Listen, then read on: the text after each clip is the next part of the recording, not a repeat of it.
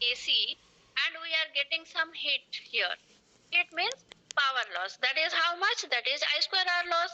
So that is this much of energy is dissipated of at the resistance. So how much heat is generated here? We have to see that much heat should be generated here. So for that, how much voltage you have to apply, you have to find out. So now if you will see that same heat is generated in the both the cases, then this voltage DC voltage value is the RMS value of this source, AC source. Okay, that means RMS value is the equivalent DC value of the AC source, we can say. So this is the definition for the RMS circuit or RMS current. Similarly for the voltage also. So how to how to find out the RMS value? So first is the simple one by taking the mid-orient method. In this method, what we have to do? What we have to divide the total waveform or one cycle of the waveform in number of samples. Okay? In n number of samples. Let us say here n. N is the total number of samples. So here there are this waveform is given and here another waveform is given like this. So now you can see here it is divided into n parts, n number of parts, and each part is having now some current values. Now let us say in here in this figure you can see this is the sample from this dark line to this dark line. This is one sample. So now here you can, how can we take the current value of this sample? Because here at the starting point this current value is at this point and at the ending of the sample is this point. So this current is also varying in this inside this sample also. So for that case what we have to take? We have to take the midpoint value.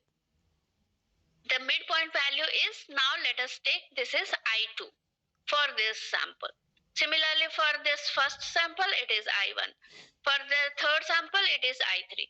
Like that, these are the midpoints, mid current values of each sample. Okay, so in this type of method, we have to take the midpoint values of each sample. Now then what we have to do? We have to take the square of all the current values. That means I1 square, then I2 square, then I3 square, like that. Up to n samples are there, so In square we have to take. Then we have to add all the squared values. I1 square plus I2 square plus I3 square, like that, up to In square. Then we have to, these are the square sum of the squares. Then we have to divide it by n to get the mean. To get the mean, we have to divide it with the total number of samples. So what is the total number of samples? That is n. Hello? Yes, ma'am. Yes, ma'am. So this is total number of samples we have to divide. This will be the mean of this. Then we have to take the root over that. So we will get the root mean square of the current. Okay, so the root mean square value of the current is equal to root over I1 square plus I2 square plus I3 square, like that, up to In square divided by n. This is the method where we are taking the sample of the waveform. Similarly, for voltage also we can write down the equation in this way. Okay, so but in every cases it is not possible to take sample value. That means we cannot sample all the waveforms. So in that case what we have to do? We have to take analytical method.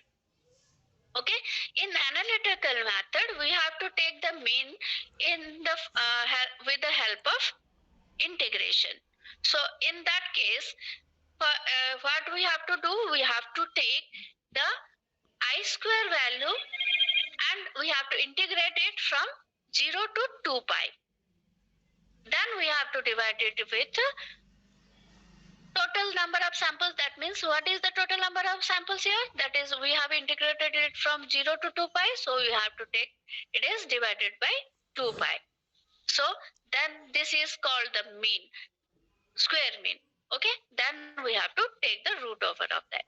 So this is the root mean square of the current. So here I is what? I is your I sine square I sine theta.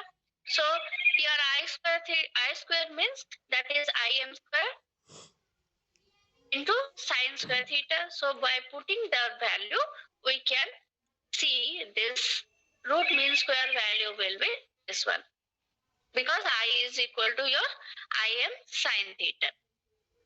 Okay. So this is for your purely sinusoidal waveform. Sine, we have taken Im sine theta. So putting this value, we can get that I is equal to Im by root 2. Im by root 2 is 1 by root 2 is equal to how much? That is 0.707 Im. So root mean square value of current is equal to 0.707